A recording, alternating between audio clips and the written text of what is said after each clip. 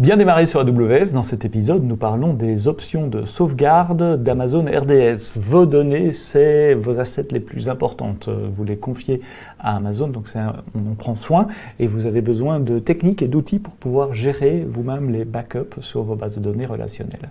Alors, quelles sont les options dans Amazon RDS? Ici, je suis dans un console Amazon RDS avec une base de données maître et une base réplica. C'est déjà une forme, pas de backup parce que c'est un réplica. Donc, si j'efface quelque chose sur le master, ça serait effacé sur le réplica aussi, mais au moins j'ai la sécurité que si un avion se crache sur le data center du master, eh bien j'ai toujours mon réplica qui aura mes données. En matière de backup, vraiment, qu'est-ce qu'on fait? On fait un backup par jour que vous allez pouvoir retrouver ici dans la console, supposé être traduit en français, mais ici ça s'appelle Automated Backup, backup automatique, dans une fenêtre de tir que vous définissez quand vous créez la base de données.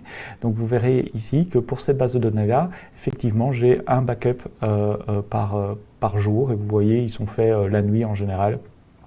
Non, ceux-ci sont faits l'après-midi vers 2 heures, mais vous voyez, dimanche, lundi, mardi, mercredi, toutes les 24 heures, il y a un backup qui est fait. À partir de ce backup-là, évidemment, je peux recréer une copie de la base de données. Je peux aussi envoyer le backup dans une autre région ou le partager avec un autre compte. Donc ça, ce sont les backups automatiques. En plus des backups automatiques, vous pouvez prendre des instantanés. Alors, un instantané, c'est quoi? C'est un backup au moment où vous le définissez. Par exemple, je vais sur ma base de données, Database 1, et dans les actions ici, j'ai prendre un instantané. Et un instantané, c'est vraiment une photo. C'est un backup complet de la base de données, en plus des backups journaliers, quotidiens que nous faisons. Donc ça, c'est la deuxième option. Première option, les backups automatiques. Deuxième option, les backups manuels, qui s'appellent un peu différemment. On ne les appelle pas backup, on les appelle instantanés. Sur ces instantanés, vous pouvez faire la même chose que sur des backups automatiques. Donc vous sélectionnez soit l'instantané, soit le backup automatique. Et à partir de là, les options que vous avez, c'est de restaurer, donc de recréer une autre base de données où vous choisissez la version de MySQL ou de MariaDB, vous choisissez le chiffrement, le réseau, les mêmes options que quand vous créez une base de données, et elle sera recréée en réimportant les données de votre instantané ou de votre backup. Donc ça, c'est la première chose que vous pouvez faire sur un backup. L'autre chose que vous pouvez faire, c'est de le copier. Par exemple, copier sur un autre compte AWS. Si vous avez un compte séparé pour garder les backups, c'est une bonne pratique d'isoler ce compte du reste des comptes de production.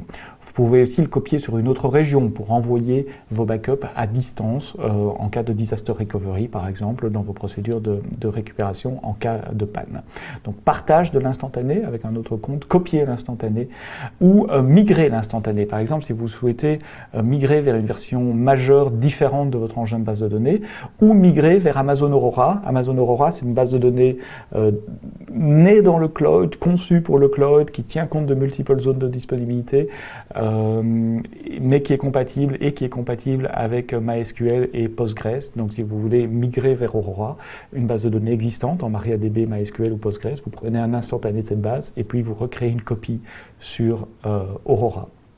Donc voilà les différentes choses que vous pouvez faire avec les backups et les instantanés. Et je vais terminer avec la troisième méthode de backup que nous faisons au fil de l'eau. Nous gardons continuellement le log de toutes les transactions qui sont faites sur votre base de données. Et donc à tout moment, vous pouvez restaurer votre base de données à un moment précis dans le passé. Et cette copie va se faire à partir du journal de transaction que nous gardons automatiquement. Vous avez juste à indiquer l'heure de restauration à laquelle vous voulez revenir en arrière. Par défaut, c'est 5 minutes. Ici, vous voyez 11h50 et sur mon écran, il est 11h53. Donc, je peux revenir il y a 3 minutes dans le passé, ou je peux choisir l'heure, le jour et jusqu'à la minute où je veux restaurer ma base de données. Et puis après, le reste est la même chose. Vous définissez le type d'instance, vous définissez le réseau, etc. Et on va restaurer votre base de données telle qu'elle était à ce moment-là dans le passé. Donc backup instantané, restauration à partir du log d'événements, de transactions de votre base de données. Voilà les options de backup pour vous dans le cloud avec Amazon RDS. Rendez-vous à très bientôt pour un autre épisode de Bien démarrer sur AWS. Et d'ici là, quoi que vous codiez, codez-le bien.